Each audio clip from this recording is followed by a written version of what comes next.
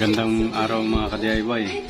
Sa ngayon, gagawa na naman tayo ng DIY liquid detergent para sa ating mga labahin. Experiencer at meron tayong salt 005.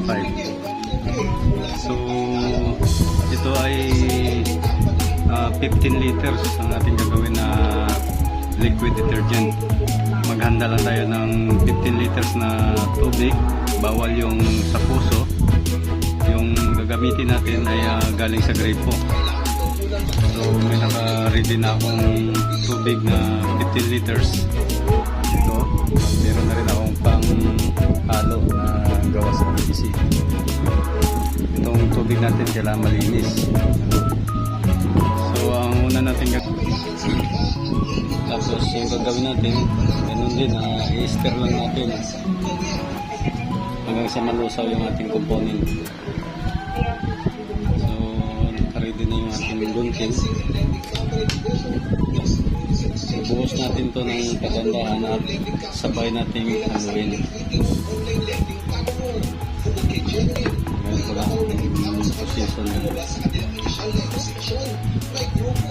Yung paghalo natin mga ka-DIY, kailangan na one way, isang direction lang.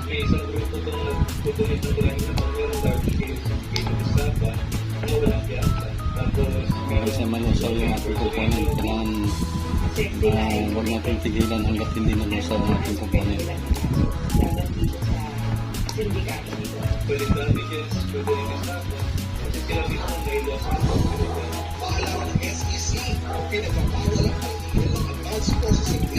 Mahirap mag-ano kasi walang Tagalog. So para mga DIY, na-dissolve na yung ating SLS. Susunod natin yung ating ED003. Buhusan natin dito sa ating liquid.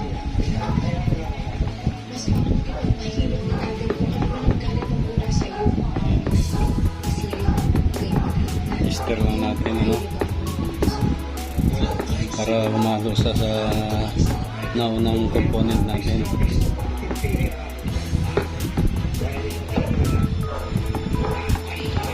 Sunod natin yung ating PR. Yung PR natin 002 ito. Buhusan din natin at tuloy na nating haluin para mahalo mabuti.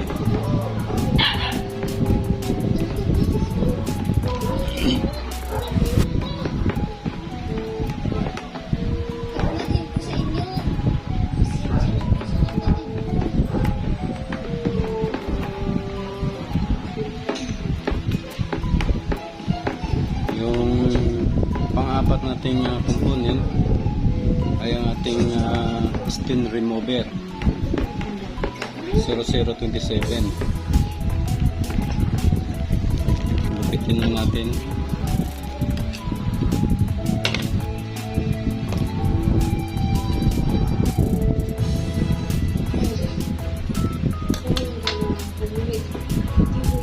Buhusan natin ng pagandahan. Sabayan natin ng paghalo. Hindi ba tinawagan niya ako sa aking balikat na mariin? Hindi ba yung pagkawala ng gala at pananakit?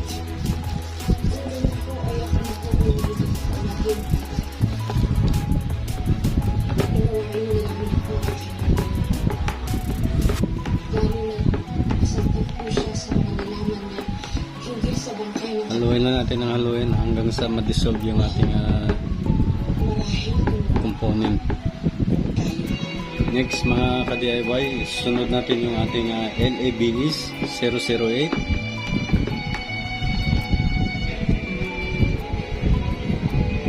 Buhos na din natin at sabayan natin ng paghalo.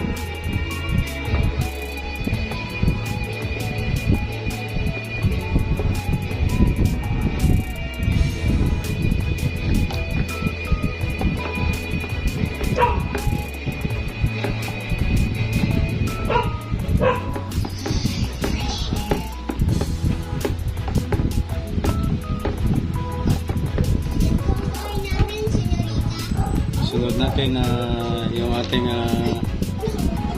essence. Ito ang ating essence. Sunod natin.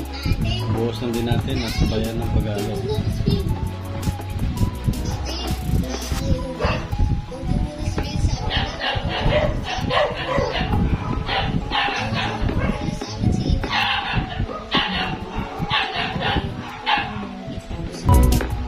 Kung nakikita nyo mga ka-DIY, nagkaroon na ng kulay yung ating liquid, ano?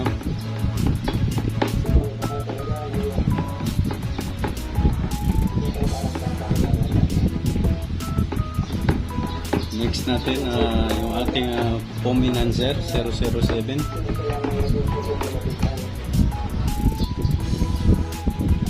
Ito yung ating foam enhancer.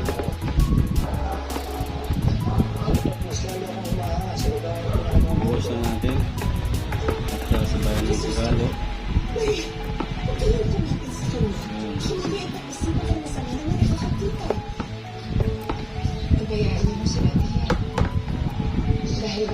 Yun ang magbibigay ng bula sa ating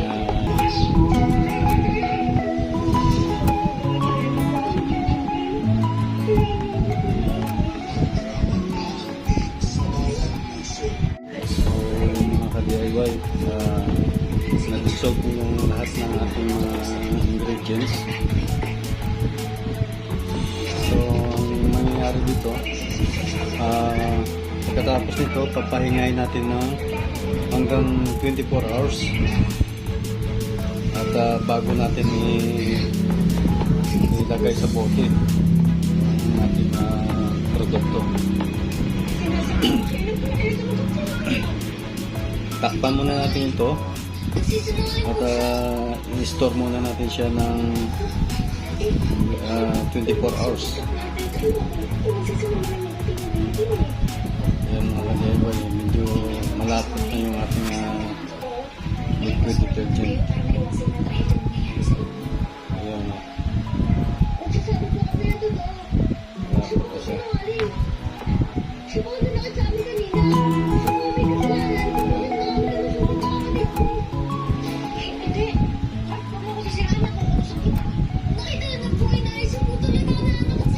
Ayan, tatakpan natin ito mga ka-DIY at bukas natin ito bubuksan at pwede na natin siyang ilagay sa bote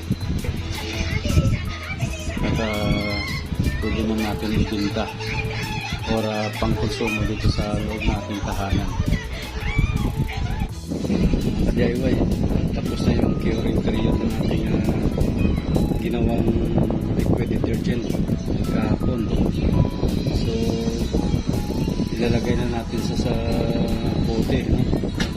Pero bago yan mga ka-DIY, try natin, pagkita ko sa inyo kung gaano siya kapula.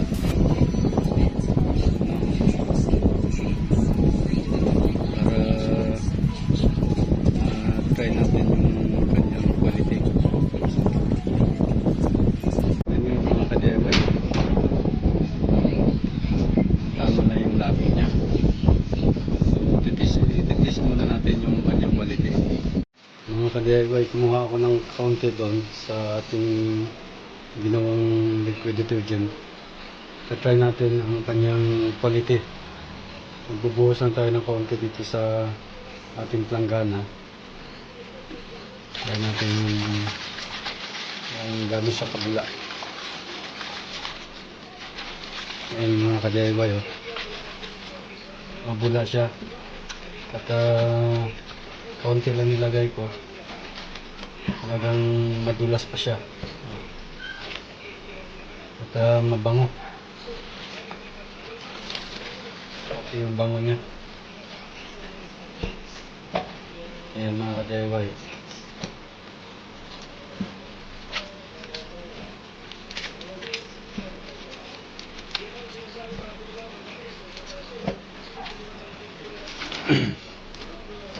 Okay.